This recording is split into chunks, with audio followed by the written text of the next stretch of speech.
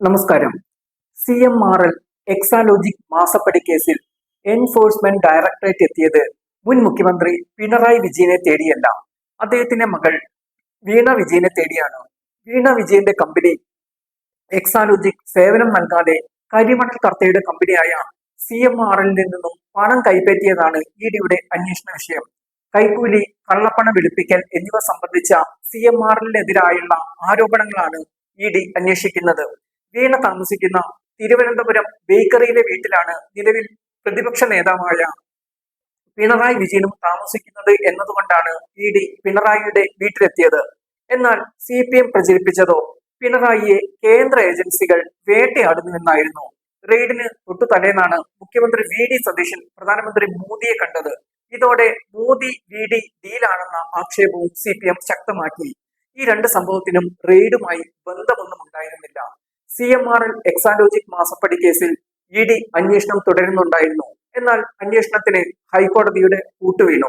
വീണ വിജയൻ ഉൾപ്പെട്ട കേസിൽ enforcement directorate അന്വേഷണത്തിന് ഹൈക്കോടതി സ്റ്റേ നൽകിയിരുന്നു. ഇഡി അന്വേഷണത്തിനെതിരെ CMRL നൽകിയ ഹർജിയെ തുടർന്നായിരുന്നു ഹൈക്കോടതിയുടെ നടപടി. ഈ സ്റ്റേ നീങ്ങാതെ അന്വേഷണം നടത്താൻ ഇഡിക്ക് കഴിയുമായിരുന്നില്ല. എന്നാൽ CMRLന്റെ ആവശ്യം ഹൈക്കോടതി തള്ളി. ഇതോടെയാണ് അന്വേഷണം നടത്താൻ ഇഡിക്ക് അരങ്ങൊരുങ്ങിയത്. വീണയുടെ വീട്ടിൽ ഇഡിക്ക് റെയ്ഡ് നടത്താനും അതുകൊണ്ട് തന്നെയാണ് കഴിഞ്ഞത്. എന്നാൽ ഈ വസ്തുതകൾ CPM മറച്ചുവെച്ചു. റെയ്ഡ് രാഷ്ട്രീയ ലക്ഷ്യത്തോടെയാണെന്ന് ആരോപിച്ച് CPM നേതാക്കൾ തെരുവിലിറങ്ങി.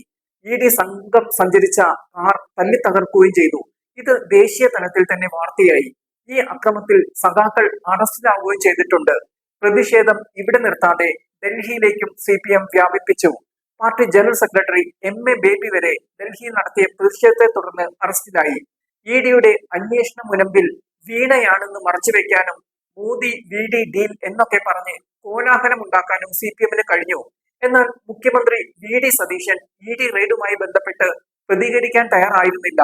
ഇതോടെ CPM ആരോപണം ശക്തമാക്കുകയും ചെയ്തു. ശരിക്കു പറഞ്ഞാൽ ആടിനെ പട്ടിയാക്കുകയാണ് CPM ചെയ്തത്.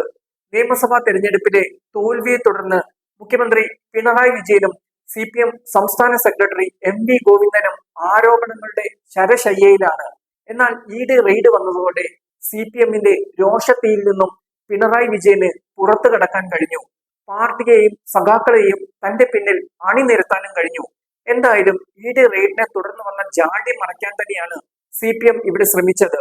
ഇഡി സംഘം ആക്രമിക്കപ്പെട്ടതിനെ തുടർന്ന് കേസിന്റെ ഗതി മാറിയത് വീണയെ എങ്ങനെ ബാധിക്കുമെന്നത് ഇനി കണ്ടു തന്നെ അറിയേണ്ടി വരും.